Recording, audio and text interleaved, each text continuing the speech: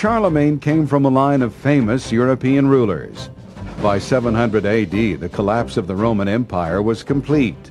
Control of Western Europe was divided among several Germanic tribes. Principal among these were the Franks, ruling from modern-day France and Germany.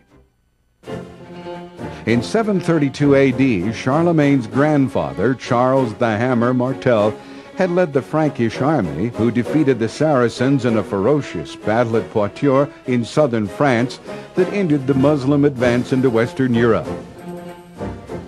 When Martel died, Pepin the Short inherited the Frankish kingdom and Charlemagne from Pepin. In a series of 53 campaigns, nearly all led in person, Charlemagne increased the empire of what was known as the Carolingian dynasty that eventually included the greater section of Central Europe and northern and central Italy. By 751, the church had put its authority behind the Frankish leaders, and on Christmas Day in the year 800, Charlemagne was crowned in Rome by Pope Leo III as the first Holy Roman Emperor.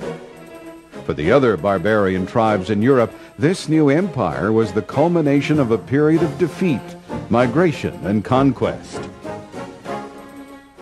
In the 7th and 8th century, what's modern-day sort of France and Germany, that area in northwestern Europe, was ruled by a dynasty called the Merovingian kings. But the most powerful people in the region were the mayors of the palace, the sort of chief administrators of the Merovingians.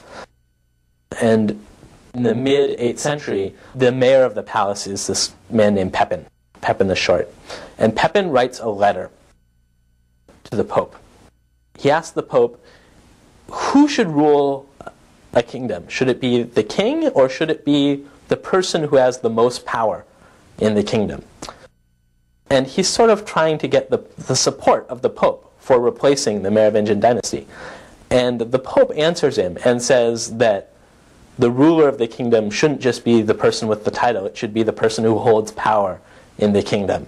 And this is an important event because it cements an alliance between the papacy and between the monarchs in Western Europe. And it's an alliance that's going to characterize most of Western European relations for the last 500 years. This sort of legitimation that the papacy gives to Pepin's claim to usurp the power of the throne and replace the Merovingians and set up his own dynasty, a dynasty which is eventually called the Carolingian dynasty.